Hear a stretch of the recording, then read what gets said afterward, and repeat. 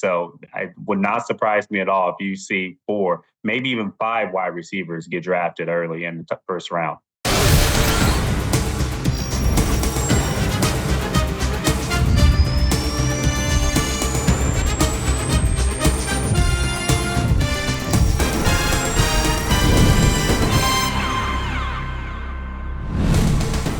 Welcome to the NFL on Fox podcast. I am your host, Dave Helman, and March Madness doesn't just mean basketball. The calendar has flipped to March. The NFL league year opens in just a little more than a week. That means free agency, and that means chaos. It is the busiest time of the NFL offseason, as evidenced by the first day of this week. Look, we got a great show planned for you. Tyler Dragon of USA Today joined me to cover all of the fallout from the NFL Combine. We talked Deebo Samuel trade, 49ers star receiver traded to the Washington Commanders over the weekend. We also got into the nitty-gritty of this 2025 NFL draft class, who won the Combine, who maybe wish they had a better Combine. But in the meantime, just while we were prepping and recording all of that, plenty of fun stuff happening around the NFL. Saw the Philadelphia Eagles announce that they will be releasing Darius Slay, 6-time Pro Bowler, Eagles legend at cornerback. Interested to see what the future holds for him. Maybe it could remain in Philadelphia. Maybe he finds a new team for the final years of his career. The Cincinnati Bengals gearing up for a busy offseason. They have once again tendered T. Higgins with the franchise tag, second consecutive year, which means T costs them $26 million if they can't agree to a long-term extension. That'll be an interesting story to watch. Obviously, the Bengals have quite a few priorities this offseason. Jamar Chase and Trey Hendrickson also needing deals in addition to Higgins. That's just Monday, and that's just the other stuff, because I would say the main headline, the top news getter for the day in the NFL, that would be from our own team, the NFL on Fox, with some bittersweet news as Jimmy Johnson calling it a career with the NFL on Fox after 31 fantastic years. He announced Monday he would be retiring from Fox Sports. 31 years in the chair, in studio with Terry, Howie, all of those guys. What a phenomenal run. And that is on top of being a Hall of Fame NFL coach, 2-time Super Bowl champion. Throw in a college football championship for good measure. Needless to say, the guy's had a fantastic career. He actually caught up with Colin Cowherd on Monday to talk about his decision, to talk about what made his years with the NFL on Fox so special. You were the coach on the set behind the scenes. And if you could, for a moment, share that with the audience, why you love that. Well, I guess it goes back to all the years that I coached. And you look at the guys on the set, not only are they best friends, but, I watched Terry play in college when he was at Woodlawn High School, and we recruited him for Louisiana Tech. I coached Howie Long in the blue-gray game when he just left Villanova. I had Michael Strahan, there in Dallas, and I was going to draft him, and he reminds me of it many, many times. And when it was a mistake, I was trying to get him cheap, and New York jumped in front of me, so I wasn't able to draft him. I actually had a scout in his home on draft day. And so we're all very, very close. And Kurt Menefee he was in Dallas when I was in Dallas. And so it was just natural for me to be somewhat of a coach. And Bill Richards, who, I love to death, he kiddingly calls me assistant producer, because I would have suggestions on what to do on maybe our on the field segment, etc. So I just kind of played the same role that I played for many, many years as a head football coach. Jimmy, surreal to think that I remember some of my earliest moments as a football fan, thinking back to the New Orleans Saints' first playoff win all the way back in 2000, watching Jimmy and Terry, all of those guys on the NFL on Fox, call that very memorable time for me. And now, first of all, they were already established by that point, and now we're here watching Jimmy Johnson announce his retirement. A phenomenal career. Like I said, I think it's bittersweet. It is a career worth celebrating. Happy that he got that moment with all of the guys in Dallas a couple seasons ago, being inducted into the Cowboys Ring of Honor with not only players, but his NFL on Fox family as well. Really cool to see that. Really cool to be talking about it as the host of the NFL on Fox podcast. Jimmy Johnson, hell of a run, man. Hope you enjoy your retirement. I'm guessing it'll be somewhere sunny and warm. All right, now on to the show that we did have planned before all of that extra news came upon us. We did have a phenomenal conversation with Tyler Dragon about Deebo Samuel, the Washington Commanders, the NFL Combine. So much to get into with Tyler Dragon. Check it out.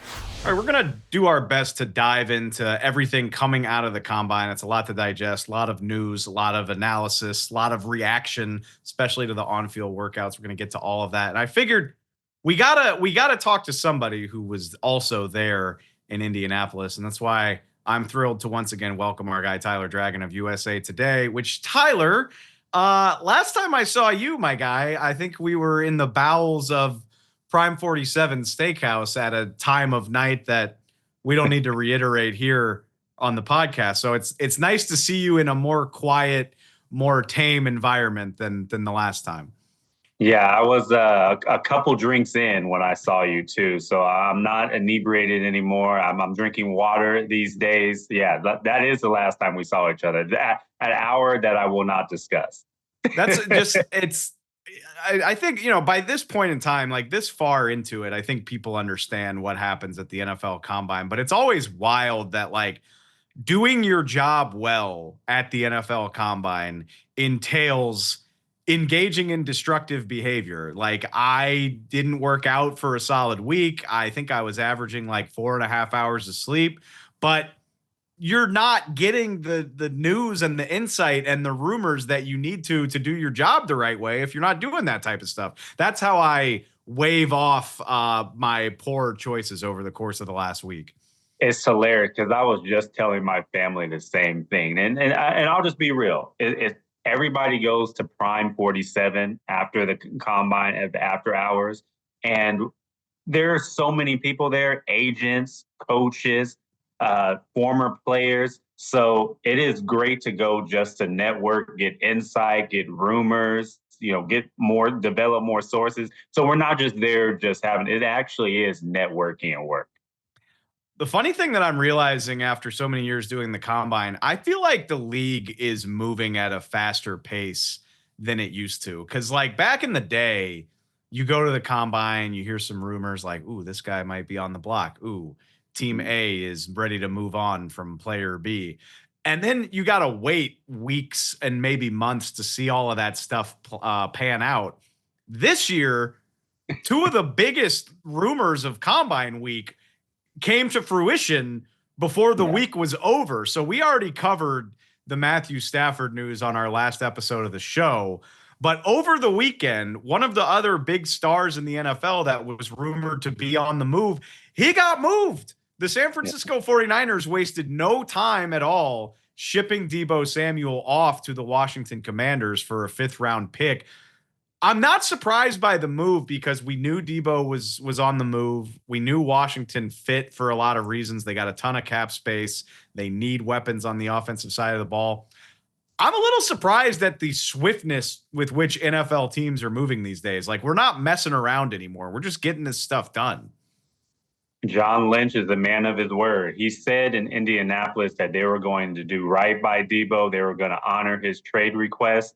And you're right. Within days, they traded him to the Commanders. And they didn't just trade him to a team that's on the outside looking in on a playoff race, to a team that's rebuilding. They traded him to the Commanders team with Jaden Daniels, the NFL Offensive Rookie of the Year, a team with Terry McLaurin, so he doesn't have to be the number one wide receiver. Got Brian Robinson, a nice running back, a solid defense. So this Commanders team with Deebo Samuel, you can make a case that they are top 2, top 3 teams in the NFC. Yes, they still have to contend with the Super Bowl champion Philadelphia Eagles, but on paper right now, this offense is scary.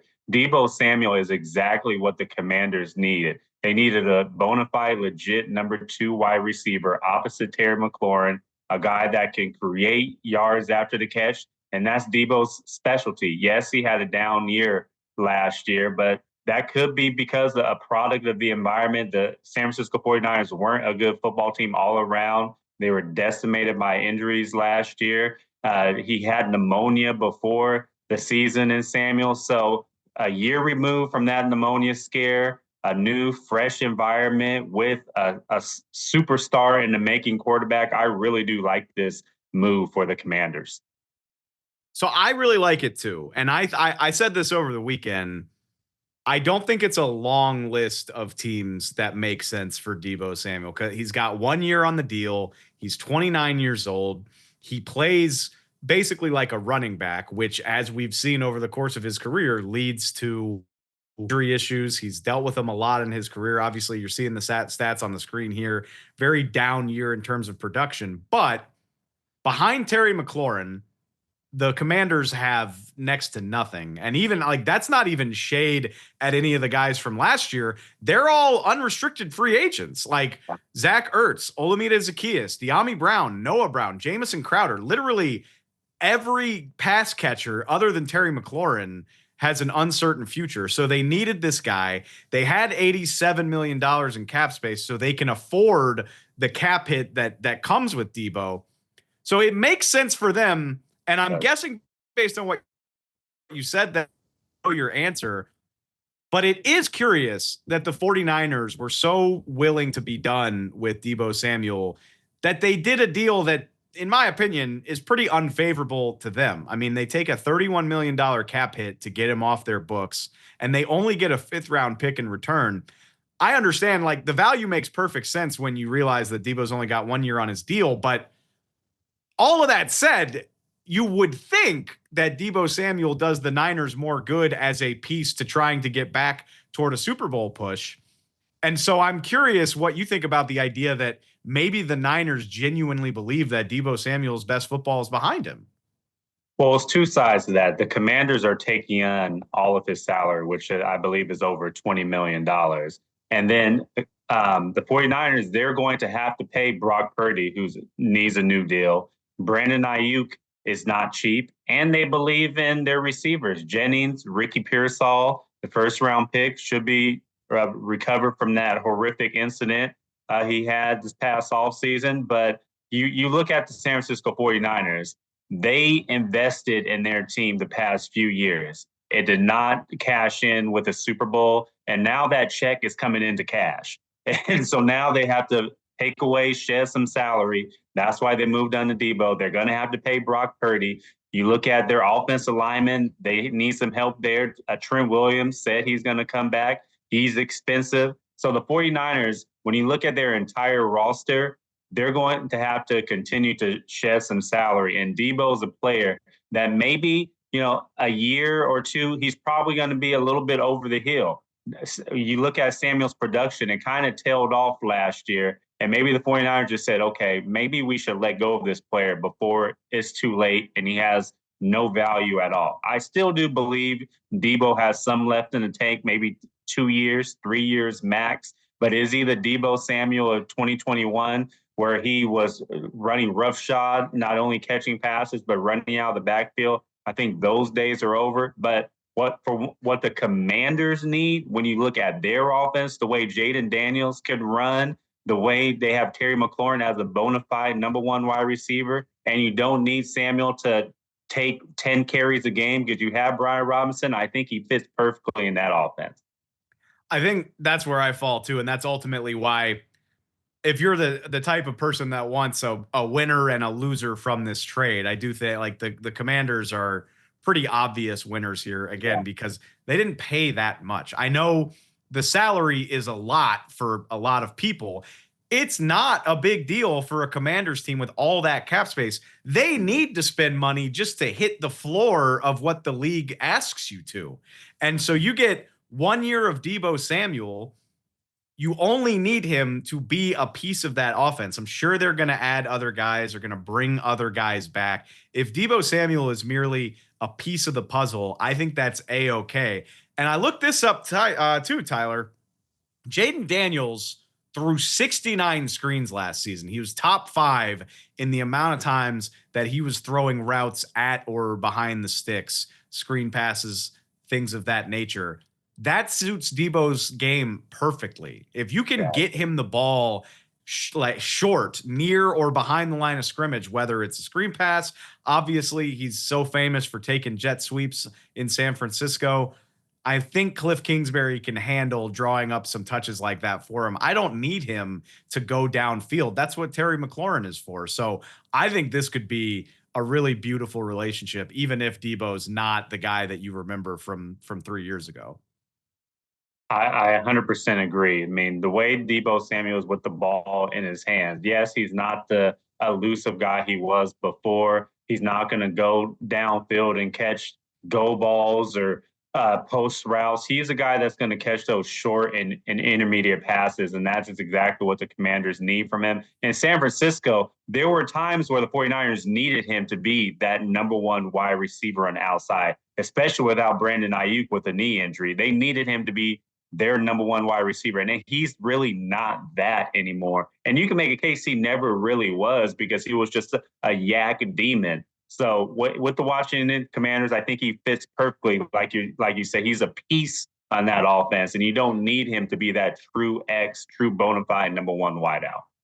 You touched on this too. I am curious just to see how the 49ers really view themselves from here. Like on paper, they don't need to add to their skill position groups, in my opinion. I mean, they signed Brandon Ayuk. He'll be returning from injury, but he's under contract, assuming he doesn't get traded too, which is a fun little nugget from Combine Week as well. You have him.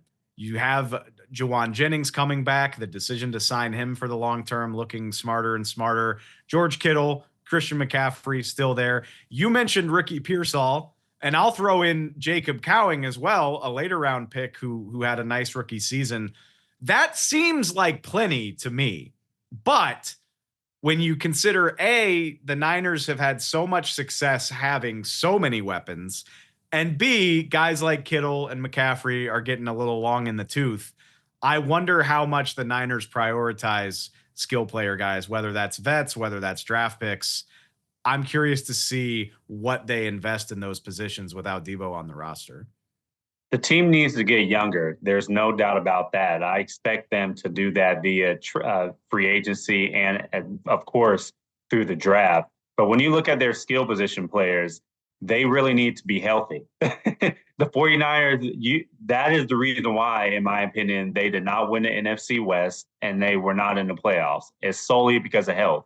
When Christian McCaffrey is out for the majority of the season, that's your best offensive piece right there. You have a Brandon Ayuk who has blossomed into your best wide receiver, and he's out. Those are arguably your two best offensive weapons outside of George Kittle. George Kittle is still one of the best tight ends in the National Football League. Oh, and not to mention Trent Williams, the best left tackle in all of football, was hurt a large portion of last season too. So one thing the 49ers really need to do is be healthy and go into this offseason, go into the mini camp and everything healthy. And that's what John Lynch said, that they're going to prioritize this offseason. Christian McCaffrey is working from his injuries. Trent Williams is getting better from what John Lynch said. And they're going to hopefully re-sign Brock Purdy to a long-term extension. But regardless of who is on the field with 49ers, we know that they still have a really good team,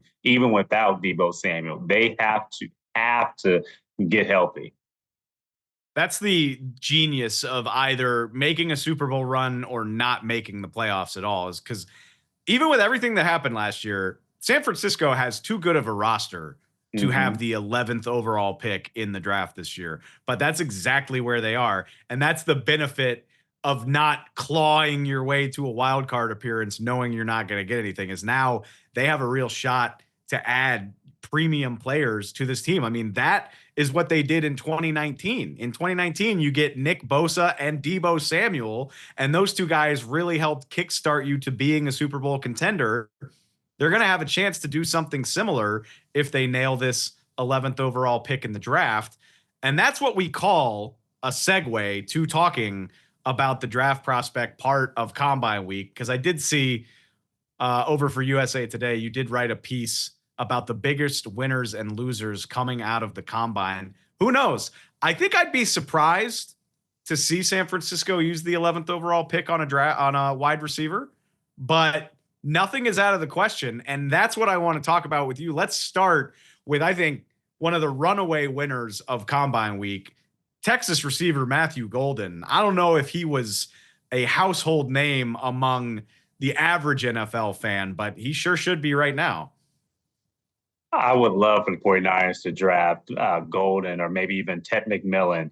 But when you look at the way Matthew Golden ran that 40, the best among wide receivers, 4.29. I mean, he beat his teammate in the 40 who said that he was going to break the overall combine record, which was hilarious. But yeah, he won himself a whole lot of money with that 4.29. I believe that in my mock draft, he's going to go number 26 to the LA Rams. The Rams need a wide receiver, especially them trying to trade Cooper Kupp and saying that he's no longer going to be in the team. But in my opinion, he's locked himself to be a first-round wide receiver because of that 40 time and just how he went through the meetings and asserted himself during the other drills as well. So he was a winner. And I also have, ironically, Cam Ward as a winner too for the quarterbacks. Even though he did not throw one single pass in Indianapolis, my sources have told me that he interviewed exceptionally well throughout the interview process, and he really solidified himself as QB1 in the draft. So those were my biggest two winners from the NFL Combine in Indianapolis. See, that's why you spend the extra time at Prime 47, because people will tell you this stuff after they've had a couple whiskey sours. And I'm curious, because that's the outside perception right now, is that I think 2 weeks ago it was take your pick, Cam Ward or Shadur Sanders. But the vibe that I got in Indianapolis is that most of these teams do view Cam Ward as being at least one step above. I'm not saying it's like this crazy wide gap, but it sure seems like the league views Cam Ward as the far more likely player to go first, or maybe even number one overall, but definitely the first quarterback off the board. Yeah, and I would not be surprised if he went number one. When talking to the Titans, they let it be known that they are in need of a quarterback. When you talk to their coach, Brian Callahan, really, he said that Ward and Shadur Sanders were the top two quarterbacks in this draft, so you know that they have their eye on them. The Giants pretty much flat out said that they need a quarterback in this offseason. So you can see them drafting one. And even the Cleveland Browns, we know Deshaun Watson is out in all likelihood not going to play after re-tearing his Achilles. They could search for a veteran signal caller, but at some point, the Browns are going to have to address the quarterback position and address the position with a quarterback where they believe that they can build the franchise in for the long term. So the top three teams right there all need a quarterback. I know Abdul Carter is making noise and he's on number one in a lot of mock drafts, but what did Myles Garrett do in Cleveland without a quarterback? What are the Browns right now? With today's NFL, you need a quarterback to change the trajectory of your franchise. You need a quarterback to win football games in today's pass-happy NFL. So I believe all three teams should really try to go after a quarterback, whether that is in the draft or through free agency or via trades. And we know right now the quarterback free agent market is not considered strong when you have the likes of Sam Darnold or a 40-plus-year-old Aaron Rodgers who's going to get released by the Jets. So I think Sanders and Ward are in line to be the top two picks in this year's NFL draft. I think, unfortunately for him, Myles Garrett is like the picture perfect example of why all these teams potentially reach on quarterbacks or do everything in their power. Because you're so right. I don't think I had thought about it in those terms, but Myles Garrett, not Miles Sanders, he's a running back. Myles Garrett he has delivered on the hype of being a slam dunk number 1 overall pick, as well as you could ask anybody to do it. The Hall of Fame trajectory, NFL Defensive Player of the Year, phenomenal number 1 overall pick. And the Browns have won one playoff game the one year that it seemed like they had an answer at quarterback. And Right. Myles Garrett, after 7-8 years in Cleveland, is looking for a way out because he doesn't see a path forward. So I'm not saying it's right.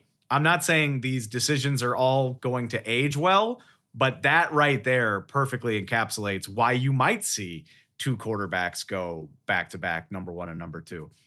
Before we move on to biggest loser, because I do think that's there's an interesting conversation to be had there. But going back to Matthew Golden, I'm looking at your mock draft right now. I am very interested to see, and I think you could be completely accurate. You've basically got a run on wide receivers that doesn't really start until pick 20. You've got Tet McMillan from Arizona going to Denver at 20, Luther Burden right after that. We already talked about Golden going to the Rams at 26. You also have Houston taking Emeka Egbuka from Ohio State. So you basically got all the big name receivers at the top of this draft going in a stack in the 20s. I think that could be completely accurate. And I don't think I was ready at the start of the draft process for how low the league might be on these wide receivers. Cause we've had in recent years, last year we had Marv Harrison Jr. and Malik Neighbors at the very top of this thing. We've had a lot of super freak receivers go early in the last few drafts. These guys might very well be great players, but it doesn't seem like the league views them that way this year. Yeah, well, the receiver position is pretty much like the quarterback position. Where the league is going, it's a pass-happy NFL. So teams are going to not only reach on quarterbacks, but I believe they're going to reach on wide receivers. They did that a few years ago. They did it last year. They're going to continue doing it this year. When you build an offense, there's not many offense that build behind the run and establish a running game. So these receivers, they're going to go early, in my opinion, especially the top ones. When you look at a Golden, when you look at Burden and so on, and Ted McMillan, and it would not surprise me if you had 3, maybe even 4 wide receivers get drafted in the first round because of not only the receiver needy teams, but just because teams like to reach for wide receivers. See, I agree with you, but I guess that's my point is in a lot of years, again, we had 3 receivers in the top 10 last year. We like teams love to identify a receiver and go after him. A couple years ago, Drake London, Garrett Wilson, and Chris Olave all going in the first 11. I guess there is precedent for it. And this is why I think you're onto something. If you go back to 2023, Jackson Smith-Njigba, Quentin Johnston, Zay Flowers, Jordan Addison all go in a row in the 20s. So maybe there isn't a receiver worth taking a top 6, top 10 pick on. But the minute the first guy goes off the board, I think you're 100% right that everybody else is going to freak out that their guys are going. Yeah, so Ted McMillan, he's viewed as the number 1 wide receiver, but even scouts are skeptic on him. He did not run the 40 at the combine. He didn't even participate in any of the drills. But there's some question about his overall speed and downfield ability. Yes, he has a big catch radius. He's a big body receiver, can use his body to get open and has, long strides. But can he run all the route tree? Can he be a receiver where you can rely on as that prototypical type X receiver? Can he be a number 1 receiver? Can he separate? So there's going to be some questions about him. When you look at Burden, is he primarily a slot receiver? Can he play outside? There are questions about him as well. Emeka Egbuka, I mean, you can make a compelling argument that he was never the number 1 wide receiver at Ohio State. And now he's going to be a first-round pick. So can he be a receiver that can get you 50, 60 receptions a season? So there's some legitimate questions at receiver. However, when you look at the trend of today's NFL, teams value receiver in today's pass-happy league. So it would not surprise me at all if you see 4, maybe even 5 wide receivers get drafted early in the first round. In Emeka's defense, being the number one wide receiver at Ohio State is pretty damn hard to do based on the guys that have come out of that school and the guy who's going to come out of that school in a year or two, Jeremiah And he'll Smith. be a top 5 pick. Very little doubt in my mind. Yeah, I guess that's 2 years from now. Sorry, Buckeye fans. I'm not trying to rob you of a year of Jeremiah Smith.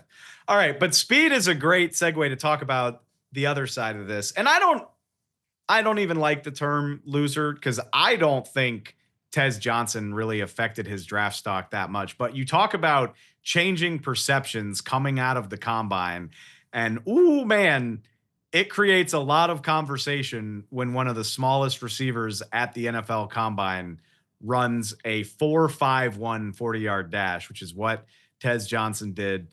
Shifty receiver out of Oregon, one of the smaller guys in this year's draft class. And you don't have to be the fastest guy, but people do want to see a little bit better than that when you have those size limitations. Otherwise, we're going to be doing segments about it on podcasts.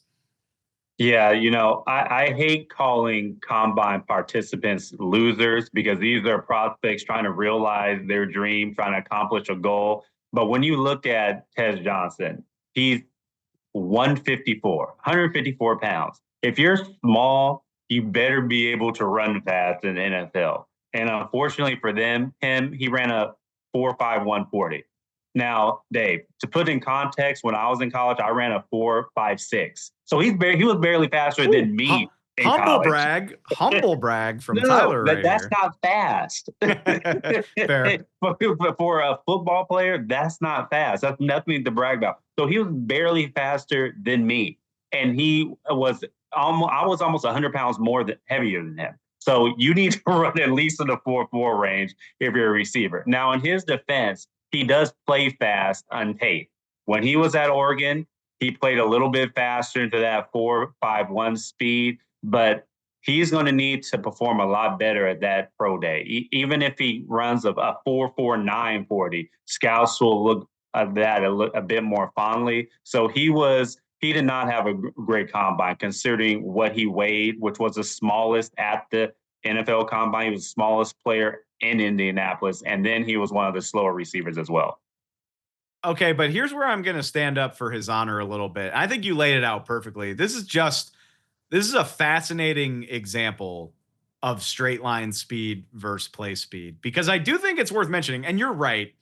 You can't have a great combine if you biff the 40-yard dash, because even as stupid as you might think the 40-yard dash is, it is the most visible of the drills. It is the thing that replays on every TV for the rest of the draft cycle. But Tez Johnson also had the best 3-cone time at this combine, and he was one of the 6th fastest receivers clocked in the gauntlet drill. Now, if you're not a big enough sicko to understand what I just said, the 3-cone drill is a football drill that's basically designed to gauge stop, start, shiftiness, how well you change directions. You basically run a lap around 3 cones shaped in an L, and it gives coaches a way of determining how quickly can you get up to speed, changing directions and going back the other way. And the gauntlet drill is literally just running a drag route basically and catching as many footballs as you can.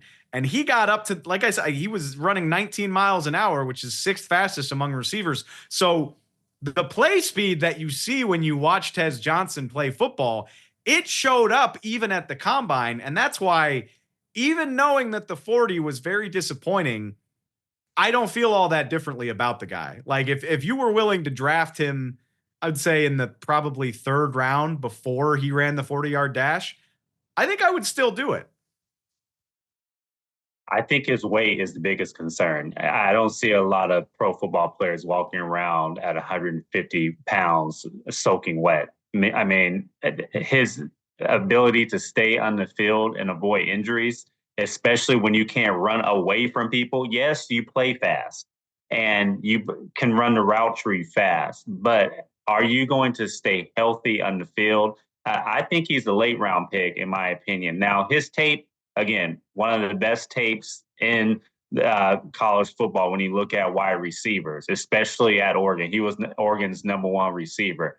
But when you go to the combine, you're 150 pounds soaking wet, and then you run a 540 on top of that. He's going to have to rely on his pro day, and hopefully by that time, what is Oregon known for food wise? They don't have really good food. No, he might need to eat some more seafood. Seafood you might not get, so he needs to eat some ribs or something before that Oregon pro. You're saying my guy needs to load up, get the clam chowder with the sourdough bowl. You need, and you got to eat the whole sourdough bowl too. You can't leave anything behind. The sourdough.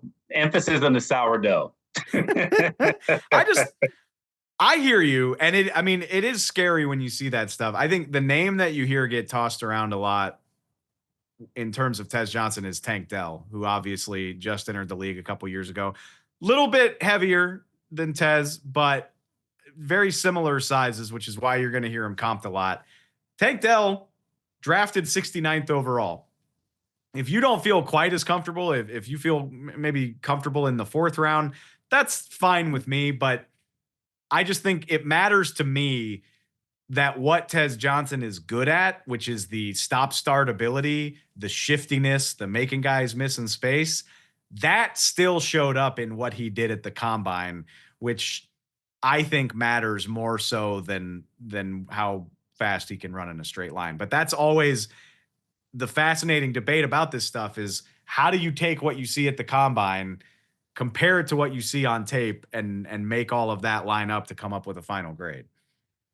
Yeah, I agree. And, when you look at his tape, and these teams are going to look at his tape and value his tape probably even more than what they saw at the combine, they're going to be interested to go to his pro day and talk to him in the in-person meetings and to find out a little bit more about him. But it's going to be really important for him to build into that type of NFL body, because when you're the lightest player at the combine, you have to do other things well to make teams overlook that fact. Because the biggest thing, if you're not in the field, if you're unavailable for these NFL teams, why am I drafting you? Why am I believing you if you're staying hurt, staying in the operating room or whatever, staying on IR? And 151 pounds, you're not going to be able to absorb a lot of hits.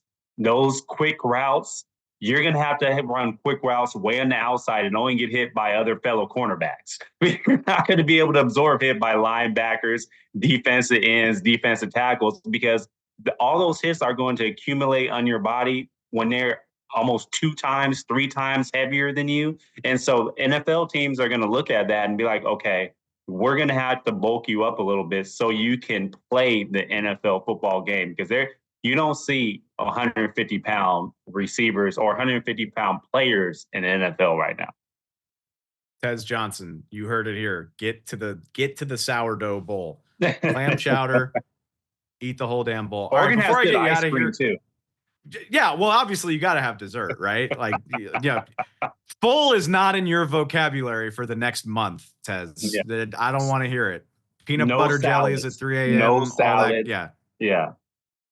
Before I get you out of here, man, I did, and we kind of touched on this a minute ago, but it's the one thing that I am fascinated by coming out of the combine, and that is basically that the top of this draft feels more wide open than what we've been used to. And I went back to look just to make sure I'm not crazy, but obviously we've had a few years here where the top end quarterback talent makes it fairly obvious what's going to happen. We knew, and you can say what you want in hindsight now that we know that Jaden Daniels is amazing, but we knew last year that Caleb Williams was going number 1. We knew Drake May and Jaden would be going right after that in some order. The year before that, you might like CJ Stroud better than Bryce Young. You might like Bryce Young better than CJ Stroud, but it was a lock that those were the first 2 guys that were going to be picked. Even in 2022, Tyler, for all the uncertainty and for the lack of quarterbacks in that draft, it was pretty obvious that either Aiden Hutchinson or Trayvon Walker was going to be the number 1 overall pick. My thought here is I have no idea what to expect. And I'm looking at your mock. The guy that I think is the best pure football player in this draft, Travis Hunter, you have falling all the way to number 4 overall, which would be a steal for the New England Patriots. Are you that? And so as you mentioned, you've got Cam Ward going number 1 overall to Tennessee. Do you feel like you have clarity that this is all coming together and that we can expect that to be the pick? Because I don't know where to turn. So I think the top 4 players, whether it's Cam Ward, Abdul Carter, Shador Sanders, or Travis Hunter, I think those are the consensus top 4. And those guys are going to get drafted within the top 4. So I disagree with you a little bit because it would shock me if there was another player to sneak in that top 4 and be drafted 1 through 4, whether which team, if a team trades up or it stays pat. In my opinion, those are the top 4 players in the draft. And come April, I expect them to go. And I think Cam Ward is going to be number 1. I really do think Shador is going to be number 2.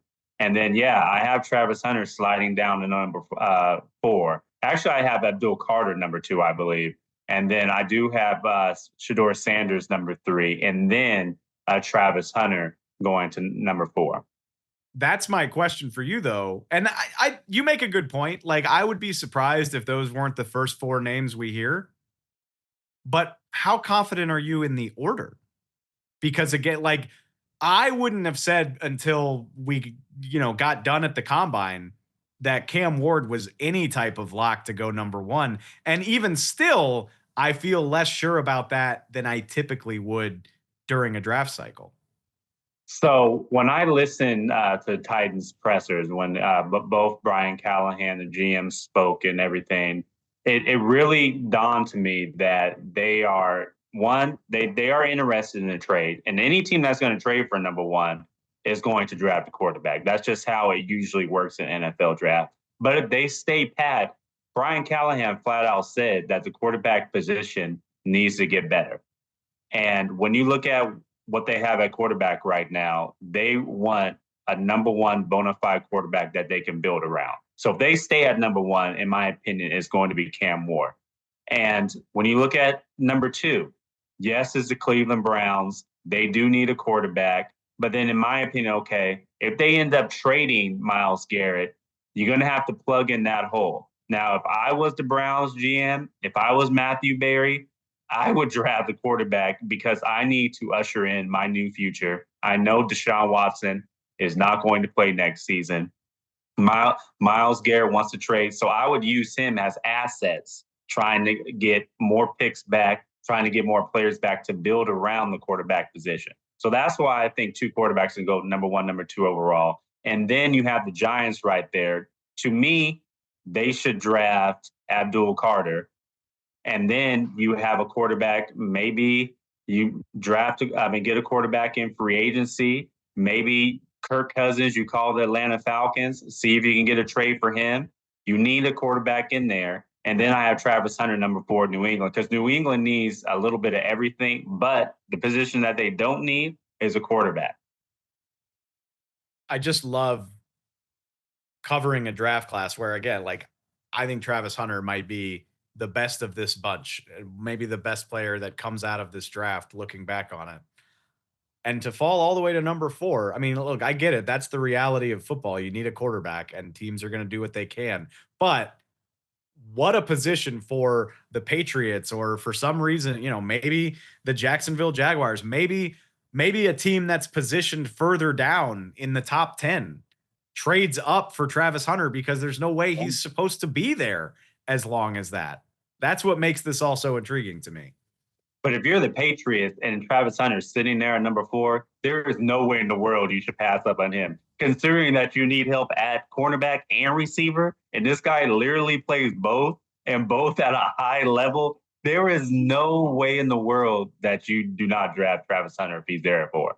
Yeah, selling Pats fans on passing a guy that plays 2 positions that could help you out. I don't know if that's a winning strategy for Elliott Wolf. You mentioned the Giants, and I think that's one of the biggest dominoes that's going to fall here. Because obviously it's fun to talk about this stuff. We don't have the full picture. Free agency is going to inform a lot of what teams decide to do. And that's what makes the Giants so interesting, because they were in on Matthew Stafford. That was very real. who knows where this goes with Aaron Rodgers, but they've at least had conversations with him. They clearly are doing everything they can to address the quarterback position. But if they don't, how desperate might they be to trade up from number 3 overall? I mean, they tried it last year. They tried to trade up from number 6, but that was too far to go. Number 3 could be a heck of a lot more manageable if they're willing to pay for it. I think the Giants are really desperate for a quarterback.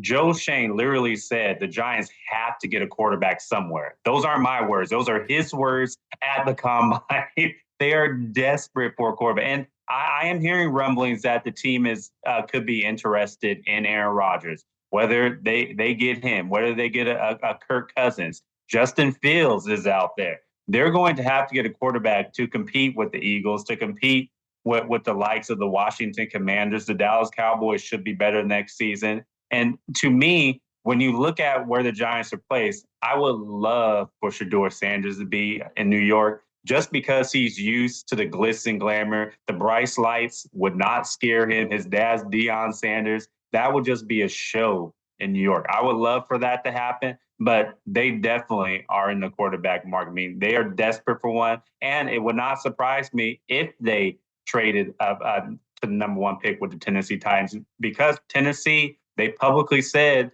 their general manager, Mike Borgonzi, said that they're open for business at that number 1 pick. So, yeah, I can see it happening. But they're definitely going to get a quarterback. This time next week, it'll be legal for teams to legally tamper in advance of free agency. You don't think they tampered at Prime 47? No, they would never. Oh, okay. They would never. NFL executives and agents getting together in dark rooms at Indianapolis bars? No, that's okay. All right. That's beyond the pale, Tyler. No. How about this? A week from right now, NFL teams will be able to legally execute the conversations that they may or may not have had at 2:00 in the morning in Indianapolis. Point being, it's going to turn all of this upside down. And then maybe when we find out who still needs a dance partner after the first few days of free agency, then we can really talk about these draft picks being up for sale. Because for some reason, I just have an inkling that there's going to be some movement this year. I don't know if that's Tennessee trading away from the number 1 overall pick, but I could see this being a year where there's some movement in the top 10 before we get to draft weekend. I think so too. So if you look at my mock draft, my boss has told me I cannot make any trades. Do not get crazy. Just play it chop. So in my opinion, I do think they're going to be trades. But just for the fans' sake, so you guys know, I didn't do trades because I was told to. I do think there's going to be movement, though, for sure. Especially when you have a GM just saying, hey, the number 1 pick is available. Come open for business. Exactly. And when you have teams in the top that are desperate for help in multiple areas and need to upgrade their roster. So, yeah, it would not surprise me if we saw multiple trades in the first round. It's okay, because the beauty of a 5-month draft cycle, Tyler, is we'll have another chance to do this in a few weeks when the landscape has changed a little bit. Until then, I always appreciate talking to you, man. Thanks for hopping on with me. Of course. Thanks for having me on. This episode of the NFL on Fox podcast is brought to you by Daiya Pizza, featuring dairy-free cheese made with the innovative Daiya Oat Cream Blend. Let's talk about game day snacks. Pizza is a must, but if you've ever doubted that a dairy-free option could match up, Daiya is here to change your mind. Thanks to their Daiya Oat Cream Blend, you can get all the creamy, melty goodness that stretches and melts just like dairy with a rich, savory taste that perfectly complements every bite without any of the dairy. Their thin, crispy crust is the foundation for bold, savory toppings, and the standout? Their cheese, made with Daiya Oat Cream Blend. It's rich, stretchy, and melts just like dairy cheese. So whether you're hosting a big watch party or keeping it low-key with family, Daiya makes it easy to enjoy dairy-free eating while delivering everything you love about pizza. No commitment to dairy-free eating is required. Daiya pizzas are designed for everyone to enjoy. Make your next pizza night or game day spread FOMO free. That's fear of missing dairy. Visit DaiyaFoods.com to learn more or grab Daiya Pizza at major retailers like Whole Foods, Kroger, or Walmart. Check them out on Instagram or TikTok for even more inspiration. All right, that does it for the show. Thanks again to Tyler Dragon for stopping by. We will be back on Thursday. Free agency opens in a week, basically. League year starts on Wednesday the 12th.